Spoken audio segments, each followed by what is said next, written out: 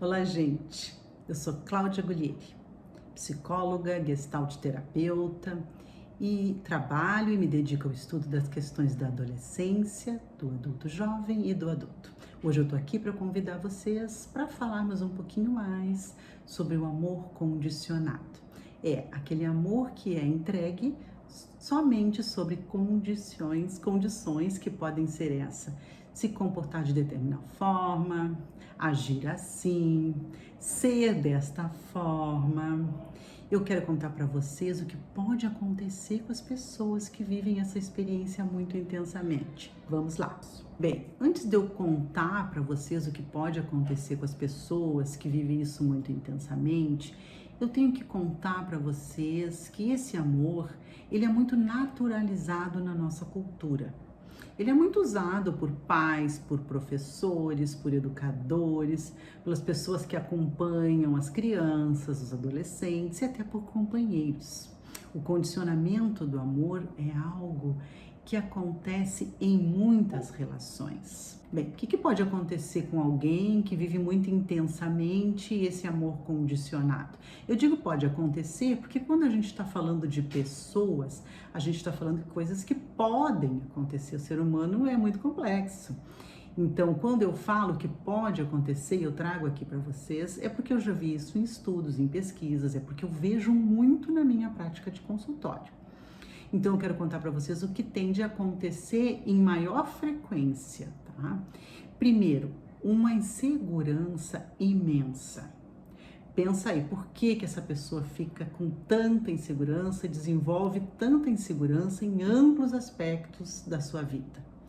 Ela vai receber um amor caso ela seja deste jeito. Então, ela não tem permissão para ser ela mesma. Ela começa a desenvolver uma insegurança em não poder ser ela, em ter que ser de outra forma, tem que ser deste jeito. E começa aí desde criança, se isso já se estabelece desde criança na educação, começa desde criança a ficar muito atenta em que o outro quer, não ao que ela quer. Então o contato não acontece com ela mesma, o contato acontece com o olhar no meio, o que o meio está esperando de mim. E isso não é fácil de viver e isso deixa as pessoas muito inseguras, porque depois elas vão para uma relação, elas vão para um local, elas vão para um encontro e elas ficam muito inseguras até entender mais ou menos o que o meio ou o que as pessoas esperam dela. E isso é algo terrível, porque tira a autonomia e tira a espontaneidade de ser quem eu sou e coloca isso no lugar onde eu tenho que adivinhar o que querem de mim. Então pensa no nível de insegurança que essas pessoas vivem e o distanciamento de si mesmo. Então esse é o primeiro ponto que eu quero trazer aqui, que é muito importante. Então, diante desse comportamento, o que vem em seguida ou vem junto? A perda da espontaneidade. Pensa, eu corro o risco de não receber o que eu gostaria desta pessoa, de não completar as minhas expectativas sobre o meio, se eu não atender as expectativas do meio, se eu não atender as expectativas do outro. O que eu vou fazer? Abandonar a minha espontaneidade. Eu vou deixar de lado o que eu poderia oferecer, o que eu poderia ser, o colorido que eu tenho para tentar suprir o que o outro espera de mim. Super ruim, não acha? E não é raro que eu escute no consultório algumas pessoas fazendo essa referência. Às vezes eu sou um ator nas minhas relações. Eu me sinto um impostor, eu me sinto falso. Será que eu estou sendo eu mesmo quando eu conto aí para a senhora o que está acontecendo comigo? Eu tenho dúvidas. Por quê, gente? Porque isso vai gerando uma confusão com a pessoa ali, a ponto dela não ter certeza de tanto internalizar que eu tenho que ser o que o meio espera. Eu começo a perder de vista de mim mesmo o que eu realmente sou. Isso é gravíssimo. Então, a primeira coisa a fazer aí com esta pessoa, a partir desta identificação, é ir fazendo exercícios, fazendo práticas de contato com ela mesma, para ela começar primeiro, talvez, a entender quem ela é. Né? Porque isso já se confundiu tanto com o meio. Às vezes chega a uma intensidade de se confundir mesmo com o meio. Vamos seguir ainda então, né? O que pode vir junto, pode vir depois ou pode chegar em seguida? Uma sensação de inadequação imensa. Às vezes, o meio pode nem estar fazendo nada. E a pessoa tem aquilo tão introjetado de que ela não é suficiente, eu não sou suficiente, eu não sou boa, eu não sei o que o meio está querendo que eu faça para ele, que ela passa aí a se sentir inadequada em qualquer espaço. E isso não é raro de acontecer. Em situações mais agravadas, em que o paciente é mais agravado, a inadequação é permanente. Qualquer espaço que se vá, a inadequação aparece.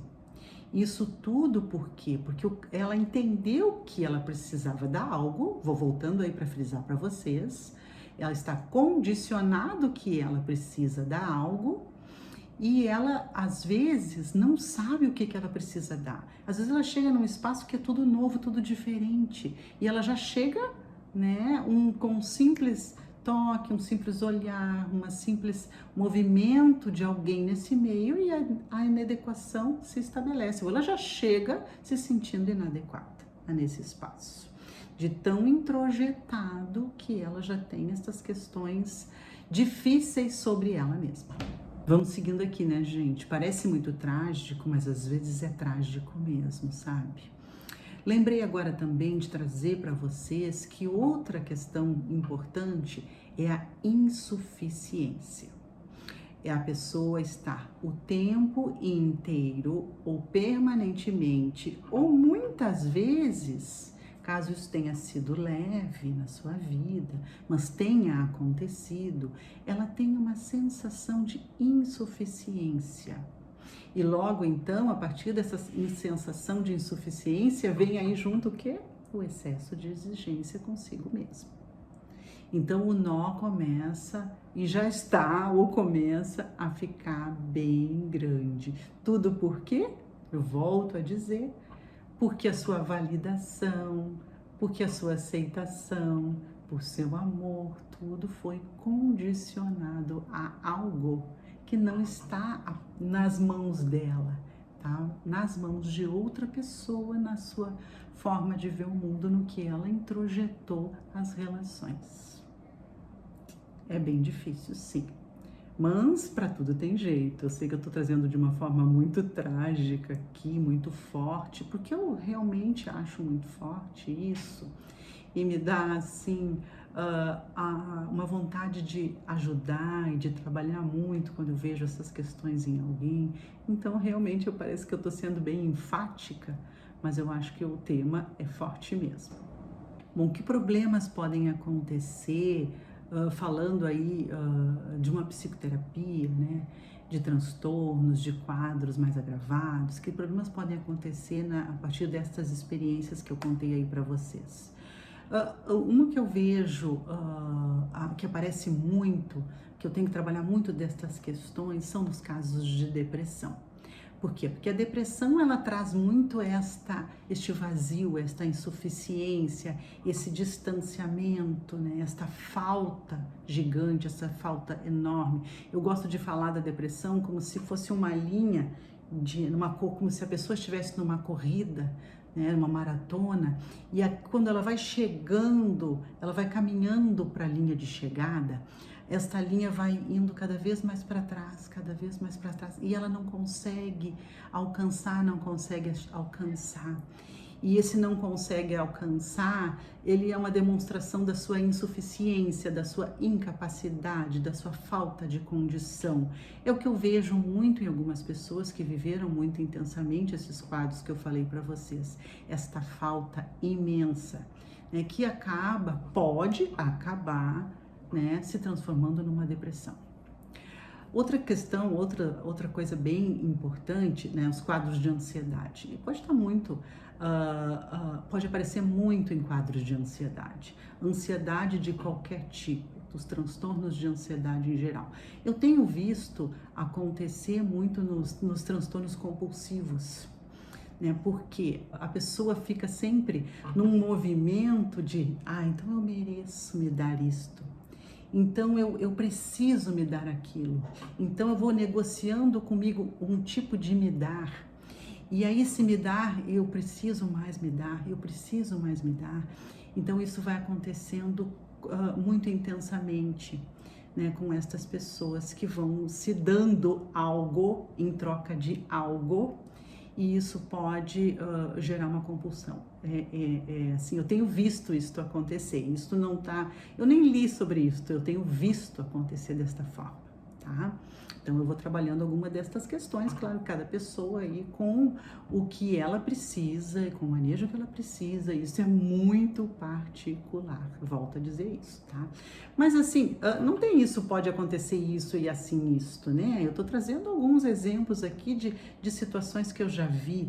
Nos transtornos de ansiedade, isso acontece na ansiedade generalizada muito intensamente, porque assim, pensa, né? A preocupação com o futuro, a preocupação com o logo ali, a preocupação com o ambiente que eu vou, a preocupação se eu vou dar conta, cabeça ficando cheia, muitos medos, muitas ansiedades, muito do que vai acontecer, né? Muitas tentativas de prever, né? De prever como que eu vou ler esse e-mail, de prever se eu vou dar conta desta pessoa. Então, isto também está no fundo aí de alguns transtornos de ansiedade, aparece com frequência na ansiedade generalizada, em outros tipos de ansiedade também. Aí a gente pode caminhar também para as bipolaridades, né? A gente tem uma ansiedade e tem uma coisa de mais e uma coisa de menos aí, né, já dialogando. A gente pode caminhar também, então, para os transtornos mais agravados, né, para situações de borderline, onde a questão relacional está muito intensamente marcada, né, por estas insuficiências, por estas incapacidades, e aí por aí vai, né, gente? Eu sei que vocês gostam muito, meus pacientes gostam muito que eu fale sobre isso. A gente não tem como dizer isso e aquilo e aquilo, falando do ser humano, falando de pessoas, né? Mas tem aí como fazer pequenas fatias, pequenas demonstrações de por onde a gente pode estar caminhando, tá? Bom, mas eu quero ir terminando com vocês, contando assim, ó.